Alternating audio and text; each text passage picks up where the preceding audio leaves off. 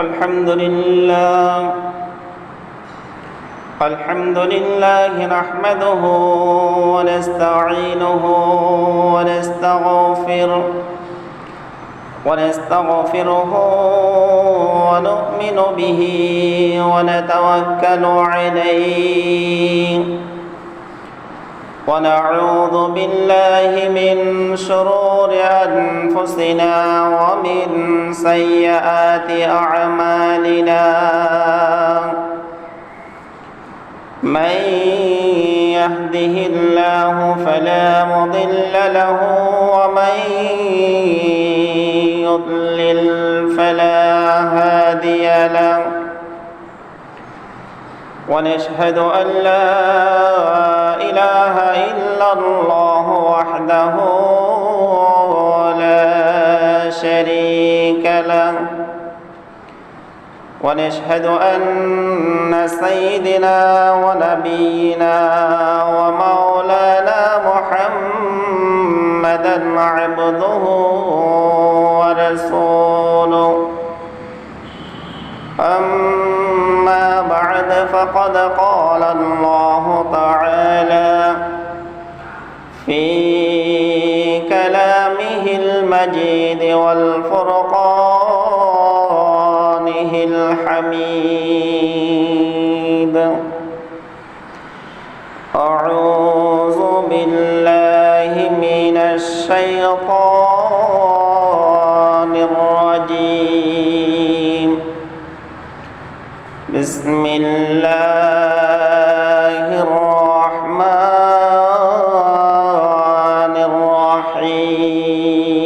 الرحيم ولقد بعثنا في كل أمة رسولا أن اعبدوا الله واجتنبوا الطاغوت فمنهم من هدى الله ومنهم من حقت عليه الضلالة وقال رسول الله صلى الله عليه وسلم أم غفلة وجهلة فيا متخلفا عن طريق القوم صدق الله المولانا العظيم وصدق رسوله النبي الحبيب الكريم ونحن على ذلك من الشاهدين والشاكرين والحمد لله رب العالمين إن الله وملائكته يصلون على النبي يا أيها الذين آمنوا صلوا عليه وسلموا تسليما صلى الله على سيدنا محمد وعليه وأصحابه وسلم صلاة يا رسول الله عليكم سلام يا حبيب الله عليكم دعالم كونه قربا أصيبر خدا به رضا جوي محمد صلاة يا رسول الله عليكم سلام يا حبيب الله عليكم اللهم صل على سيدنا مولانا محمد وعلى آل سيدنا مولانا محمد আল্লাহ তুমি রহম করো নসিব করো মদিনা মদিনাকে না দেখাইয়া কবরেতে নিও না আল্লাহুম্মা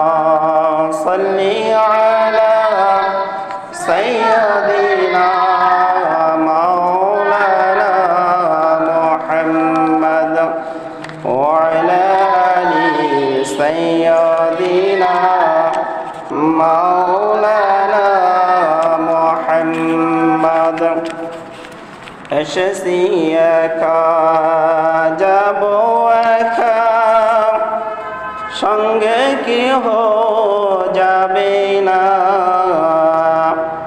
এই জীবনের শেষ ঠিকানা অন্ধকার এই জগতে। আল্লাহুম্মা সাল্লি আলা সাইয়্যিদিনা মাওলানা মুহাম্মদ ওয়া আলা আলি সাইয়্যিদিনা মাওলানা মুহাম্মদ। সম্মানিত মুসল্লিন ইকরাম, মুরব্বিন আযম, আসসালামু আলাইকুম ওয়া রাহমাতুল্লাহি ওয়া বারাকাতুহু। সর্বপ্রথম মহান আল্লাহ সুবহানাহু ওয়া তাআলার দরবারে লাখো কোটি শুকরিয়া জ্ঞাপন করছি, যিনি আজকে পবিত্র জুমার দিন, পবিত্র জিলকদ মাসের শেষ জুমা আদায় করার জন্য আল্লাহ তাআলা আমাদেরকে দয়া করে, মায়া করে, ভালোবেসে পৃথিবীর সর্বশ্রেষ্ঠ জায়গা আহাব্বুল বিলাদ ইলাল্লাহি মাসাজিদুহা, পৃথিবীর সর্বোত্তম জায়গা মসজিদ, এই পবিত্র ঘরে জুমার নামাজ আদায় করার জন্য আমাদেরকে আসার তৌফিক দিয়েছেন। এই জন্য মন দিল উজাড় করে কালিমাত শুকরিয়া আদায় করছে আলহামদুলিল্লাহ। সাথে সাথে লক্ষ কোটি দরুদ প্রেরণ করছি বিশ্বের মানবতার মুক্তির দূত, কলকা ইনাতের নবী, দুই জাহানের সরদার, আমাদের প্রিয় নবী মুহাম্মদুর রাসূলুল্লাহ সাল্লাল্লাহু আলাইহি ওয়াসাল্লামের প্রতি। আল্লাহ তাআলা আমাদেরকে শেষ নবীর উম্মত হওয়ার জন্য সুযোগ দিয়েছেন, শেষ নবীর উম্মত বানিয়েছেন, শেষ নবীর উম্মত হিসাবে আমাদেরকে পৃথিবী থেকে বিদায় নেওয়ার জন্য আমাদেরকে সুযোগ দিয়েছেন। এই জন্য আরেকবার কালিমাতুশ শুকরিয়া আদায় করছি আলহামদুলিল্লাহ।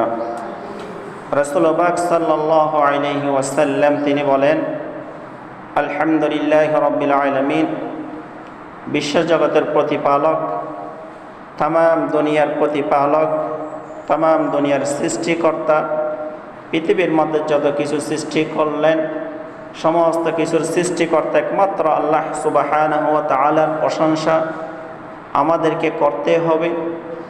কারণ আল্লাহ তাআলা কোরআনে কারীমের মধ্যে ইরশাদ করেন, লা ইন শাকারতুম লা আযীদান্নাকুম ওয়া লা ইন কাফারতুম ইন্না আযাবি লাশাদীদ। আল্লাহ তাআলা কোরআনে কারীমের মধ্যে বলেন, যে ব্যক্তি আমার শুকরিয়া আদায় করবে আমি তাকে নিয়ামত বৃদ্ধি করে দেব, আর যে ব্যক্তি আমার নিয়ামত খাওয়ার পরে, আমার নিয়ামত পাওয়ার পরে, আমার নিয়ামত ভক্ষণ করার পরে আমার শুকরিয়া আদায় করবে না, ওই ব্যক্তিকে আমি পৃথিবীর মধ্যে লাঞ্ছিত করব এবং কাল কিয়ামতের ময়দানের মধ্যে ওই ব্যক্তিকে অপদস্থ হিসাবে তাকে প্রমাণ করব। এই জন্য আমরা সর্বোপরি, সবসময়, সর্বমুহূর্তে আল্লাহ রাব্বুল আলামিনের শুকরিয়া আদায় করব। রাসূলুল্লাহ সাল্লাল্লাহু আলাইহি ওয়াসাল্লাম তিনি আরো ইরশাদ করেন, আলা নিআমিহি ওয়া আফদালি, তার নিয়ামত বকশিসের কারণ আল্লাহ তাআলা আমাদেরকে নিয়ামত দিয়েছেন, আমাদেরকে নিয়ামত বকশিস করেন। আল্লাহ তাআলা যদি আমাদেরকে নিয়ামত না দিতেন, আমাদেরকে যদি রহমত না দিতেন, এমন প্রচণ্ড গরমের মধ্যে আমরা গরম সহ্য করতে পারতেছি, এমন প্রচণ্ড গরমের মধ্যেও আল্লাহ তাআলা আমাদের রিজিক মিলিয়ে দিচ্ছেন, খাওয়ার মতো সুযোগ দিচ্ছেন, পৃথিবীর মধ্যে চলাফেরা করার মতো সুযোগ দিচ্ছেন। আল্লাহ তাআলা আমাদেরকে রহমত দিচ্ছেন, নিয়ামত দিচ্ছেন। নিয়ামত দেওয়ার মালিক, রহমত দেওয়ার মালিক একমাত্র আল্লাহ সুবহানাহু ওয়া তাআলা। এই জন্য কোরআনে কারীমের মধ্যে এসেছে, ওয়াল হাইয়ুল কাইয়্যুম, তিনি চিরঞ্জীব এবং চিরস্থায়ী, তার কোনো গুম নাই, তার কোনো বিশ্রাম নাই, তার কোনো অস্থিরতা বলতে কোনো কিছু নাই। কারণ আল্লাহ সুবহানাহু ওয়া তাআলা তিনি এমন সৃষ্টিকর্তা, এমন পালনকর্তা, এমন রিজিকদাতা, তার তুলনা করার মতো পৃথিবীর মধ্যে কারো সাহস, কারো অধিকার, কারো এতটুকু শক্তি নেই। এই জন্য আমরা সর্বোপরি সব সময় আল্লাহকে স্বীকার করতে হবে, আল্লাহর প্রত্যেকটি জিনিস আমাদেরকে মেনে নিতে হবে, আল্লাহর প্রত্যেকটি জিনিস আমাদেরকে স্বীকার করতে হবে। আমরা যদি স্বীকারের বাহিরে থাকি তাহলে আমাদেরকে কাল কিয়ামতের ময়দানের মধ্যে শাস্তির সম্মুখীন হতে হবে। রাসূল পাক সাল্লাল্লাহু আলাইহি ওয়াসাল্লাম তিনি বলেন, আল্লাযী ফাতাহা তারিকার রুশদি ওয়াল দালালা, আল্লাহ তাআলা হেদায়েতের পথ দেখাই দিলেন। কোন রাস্তা দিয়ে হাঁটলে আমাদের জন্য ভালো হবে, কোন রাস্তা দিয়ে হাঁটলে আমাদের জন্য খারাপ হবে, কোন রাস্তা অন্ধকার, কোন রাস্তা দিয়ে আলো আছে, সমস্ত কিছু দেখাই দেওয়ার জন্য, আমাদেরকে বুঝিয়ে দেওয়ার জন্য প্রত্যেকটি যুগে যুগে একজন নবী এবং রাসূল পাঠালেন। আমাদের জন্য যে নবী পাঠালেন উনি কুল কায়নাতের নবী, দুই জাহানের সরদার, আমাদের প্রিয় নবী মুহাম্মদুর রাসূলুল্লাহ সাল্লাল্লাহু আলাইহি ওয়াসাল্লাম, যার উম্মত হওয়ার জন্য অন্যান্য নবীরা পর্যন্ত আল্লাহ রাব্বুল আলামিনের কাছে ফরিয়াদ করেছিলেন। আমাদের নবী অত্যন্ত মায়ার নবী, দয়ার নবী। এই নবীর কারণে আজকে আমরা পৃথিবীর মতো ধন্য হয়েছি। যে নবীকে সৃষ্টি না করলে পৃথিবী সৃষ্টি করত না। এই নবীর মুআজিজা, এই নবীর গুরুত্ব আলোচনা করে শেষ করা যায় না, শেষ করা যাবে না। ওয়াশহাদু আল্লা ইলাহা ইল্লাল্লাহ ওয়াহদাহু লা শারীকা লাহ, আল্লাহ ছাড়া কোনো মাবুদ নেই, তিনি এক ও দ্বিতীয়, তার কোনো শরীক, তার কোনো অংশীদার নেই। আল্লাহ তাআলা পৃথিবীর মধ্যে এত মাখলুকাত সৃষ্টি করলেন। এক এক মানুষকে, এক এক ব্যক্তিকে এক এক রকম জ্ঞান, এক এক রকম বুদ্ধি, এক এক রকম ডিজাইন দিয়ে আল্লাহ তাআলা মানুষ সৃষ্টি করলেন। এত মানুষ সৃষ্টি করার পরও কোনো মাখলুকাত থেকে আল্লাহ রাব্বুল আলামিনের পরামর্শের প্রয়োজন হয় না। আল্লাহর কাছ থেকে কোনো কিছু, মানব জাতি থেকে কোনো কিছুর সাহায্যের আল্লাহ রাব্বুল আলামিনের প্রয়োজন হয় না। কারণ আল্লাহ তাআলা সমস্ত কিছু সৃষ্টিকর্তা, পালনকর্তা, রিজিক দাতা। এই জন্য কোনো মাখলুকাত থেকে কোনো কিছু সাহায্য নেবে, কোনো পরামর্শ নেবে, কোনো সহযোগিতা নেবে, আল্লাহর কোনো কিছুর প্রয়োজন হয় না। واشهد ان سيدنا ونبينا ومولانا محمدا عبده ورسوله, আমাদের নবী, আমাদের নেতা, কুল কায়নাতের নবী, নবীদের সরদার, আমাদের প্রিয় নবী মুহাম্মদুর রাসূলুল্লাহ উচ্চ আওয়াজে বলি সাল্লাল্লাহু আলাইহি ওয়াসাল্লাম, আল্লাহ তাআলার বান্দা ও রাসূল। রাসূল পাক সাল্লাল্লাহু আলাইহি ওয়াসাল্লাম তিনি ইরশাদ করেন, ইলা মাতা আনতুম ফি বাদিহি দালালা, পৃথিবীর মধ্যে আল্লাহ রাব্বুল আলামিন যখন মানুষ সৃষ্টি করলেন, সৃষ্টি করার পর মানুষের পিছনে একজন ড্রাইভার হিসাবে, একজন শিক্ষক হিসাবে, একজন অভিভাবক হিসাবে প্রত্যেকটি গোষ্ঠীর জন্য, প্রত্যেকটি মানুষের জন্য যুগে যুগে একজন নবী রাসূল পাঠালেন। কারণ আমি যদি পৃথিবীর মধ্যে মানুষ পাঠাই, এই মানুষগুলো গোমরাহী হয়ে যাবে, মানুষগুলো পথভ্রষ্ট হয়ে যাবে, মানুষগুলো অন্ধকার রাস্তার মধ্যে চলে যাবে। এই জন্য অন্ধকার রাস্তা থেকে আলোকিত রাস্তায় আসার জন্য, গোমরাহী রাস্তা থেকে আসার জন্য আমাদের জন্য একজন নবী পাঠালেন। প্রত্যেকটি যুগে যুগে যেভাবে পাঠিয়ে আসলেন সেভাবে আমাদের জন্য একজন পাঠালেন, যে নবী আমাদেরকে বললেন, ইলা মাতা আনতুম ফি বাদি দালালা, হে মানব জাতি, তোমরা আর কতদিন গোমরাহী রাস্তার মধ্যে থাকবা, তোমরা আর কতদিন অন্ধকার রাস্তার মধ্যে চলাফেরা করবা, তোমাদের সময় কোন সময় শেষ হয়ে যাবে, কতটুকু তোমাদের সময় নির্দিষ্ট, আল্লাহ রাব্বুল আলামিন ছাড়া পৃথিবীর মধ্যে কেউ জানে না, কেউ বোঝে না, কেউ আপনার ডকুমেন্ট কেউ দিতে পারবে না, আপনার গ্যারান্টি কেউ দিতে পারবে না। ফি বাদিহি দালালাতি, তোমরা আর কতদিন এই গোমরাহির রাস্তার মধ্যে হাঁটবা, এই গোমরাহি নিয়ে তোমরা কতদিন চলাফেরা করবা। এই জন্য আমাদেরকে স্বয়ং আলোর রাস্তা দেখার জন্য, জান্নাতের পথ দেখানোর জন্য আল্লাহ তাআলা আমাদের জন্য একজন নবী পাঠালেন, যে নবীকে অনুসরণ করলে আমরা জান্নাতে যাব, যে নবীকে অনুকরণ করলে, যে নবীর আদর্শ মেনে চললে আমাদের জন্য জান্নাতে যাওয়ার জন্য সুযোগ হয়ে যাবে। আল্লাহর প্রিয় হাবিব, কুল কায়নাতের নবী, দুই জাহানের সরদার, আমাদের প্রিয় নবী মুহাম্মদুর রাসূলুল্লাহ সাল্লাল্লাহু আলাইহি ওয়াসাল্লাম তিনি ইরশাদ করেন, ওয়াকাদ তাওয়াল্লা উসরা সিবা ওয়া তাআদ্দা জামানুল বাদালাতা, নিশ্চয় আমাদের কাছ থেকে যে সময়টুকু চলে গেছে, এই সময়ের মধ্যে আমরা কিছু ভালো কাজ করেছি, কিছু খারাপ কাজ করেছি।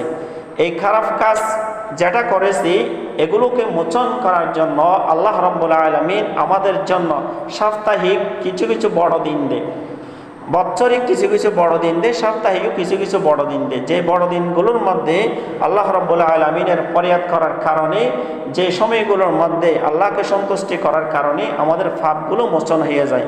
এই জন্য আল্লাহ তাআলা এমন একটি দিন দিয়েছেন যে দিনের সাথে এখন আমরা বাস্তবে মোকাবেলা করতেছি। এই দিন অত্যন্ত গুরুত্বপূর্ণ দিন, ফজিলতপূর্ণ দিন।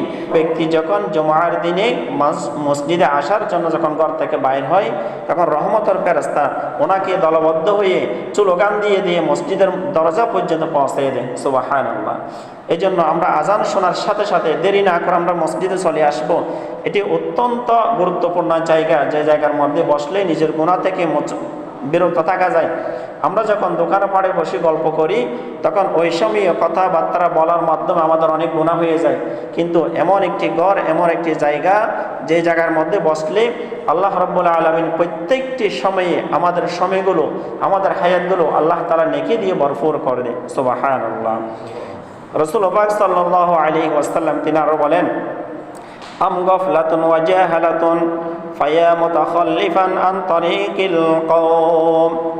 আমি পৃথিবীর মধ্যে হাজার হাজার মানুষ পাঠালাম, পৃথিবীর মধ্যে অনেক আদম জাতি সৃষ্টি করেছি, অনেক মানব জাতি সৃষ্টি করেছি।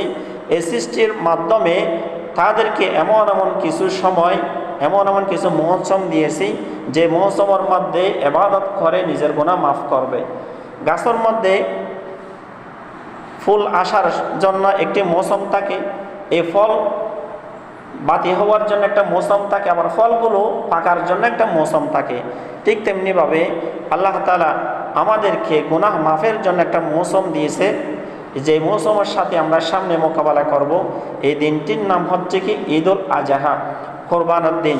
অত্যন্ত গুরুত্বপূর্ণ দিন, ফজিলতপূর্ণ দিন, যে দিনের মধ্যে মানুষ টাকা পয়সা খরচ করে, অর্থ খরচ করে মানুষ হজ করতে যাবে। যখন আরাফাতের ময়দানের মধ্যে দাঁড়ায়, তখন তাদের চেহারা, শরীর, তাদের ঠোঁটগুলো শুকিয়ে পরিবর্তন হয়ে যায়। এটা কিসের কারণ? এটা কিসের আলামত? রাসূল সাল্লাল্লাহু আলাইহি ওয়াসাল্লাম তিনি বলেন, ওয়া মা আরাফাতুল কারামাতি ইল্লা আসরাতুল কিয়ামা। কাল কিয়ামতের ময়দানের মধ্যে মানুষ যখন দাঁড়াবে, তখন ইয়া নফসি করে মানুষ চতুর্দিকে ঘোরাঘুরি করবে, কেউ কারো থাকবে না, কেউ কারো সঙ্গী সাথী হবে না।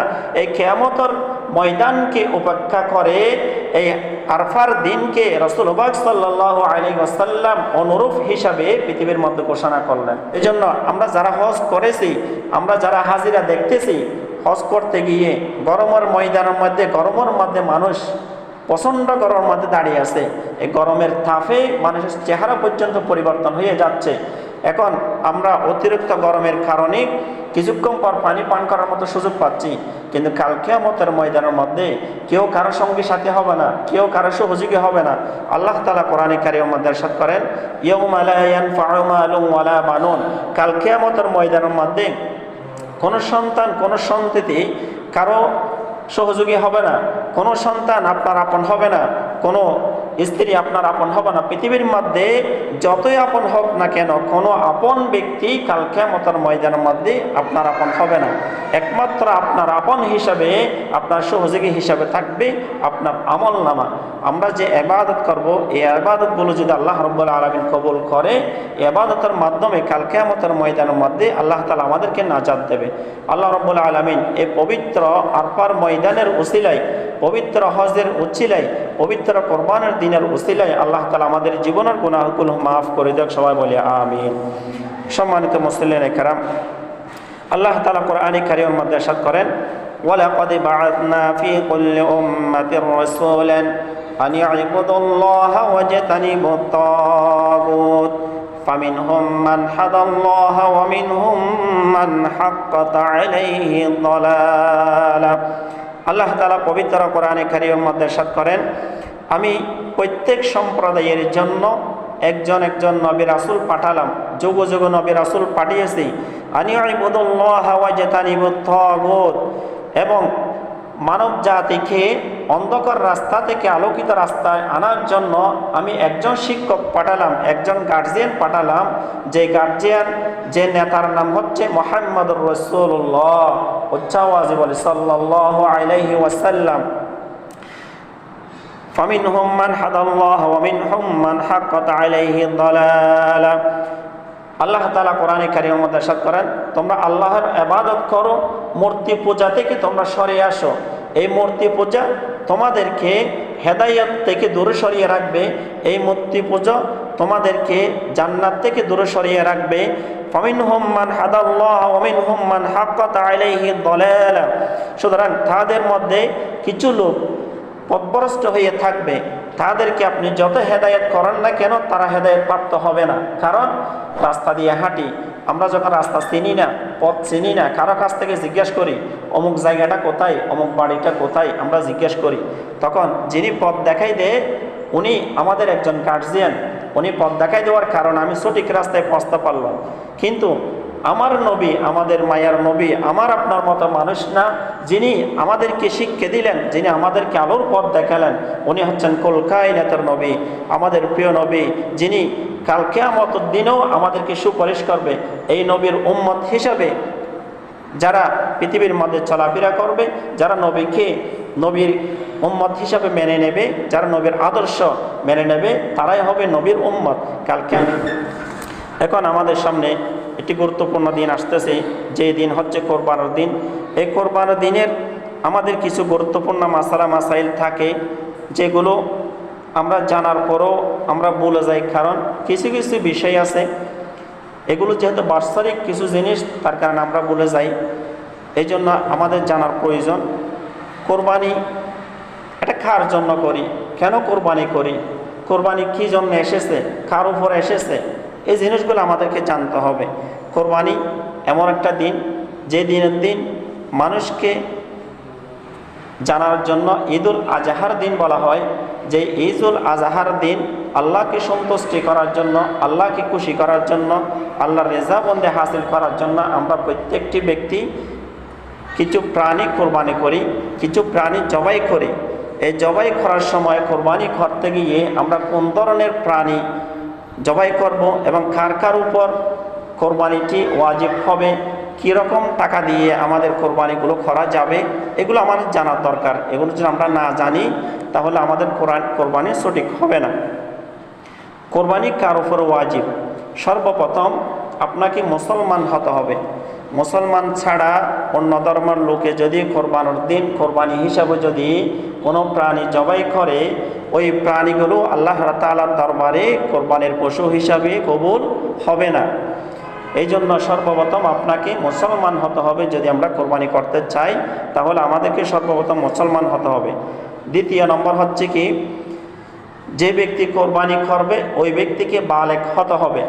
না বালেগের উপর তো কোরবানি ওয়াজিব না। যে ব্যক্তি কোরবানি করবে ওই ব্যক্তিকে বালেগ হতে হবে। 3 নম্বর হচ্ছে ওই ব্যক্তিকে সুস্থ মস্তিষ্ক মানুষ হতে হবে। সুস্থ মস্তিষ্কর মানুষ হতে হবে।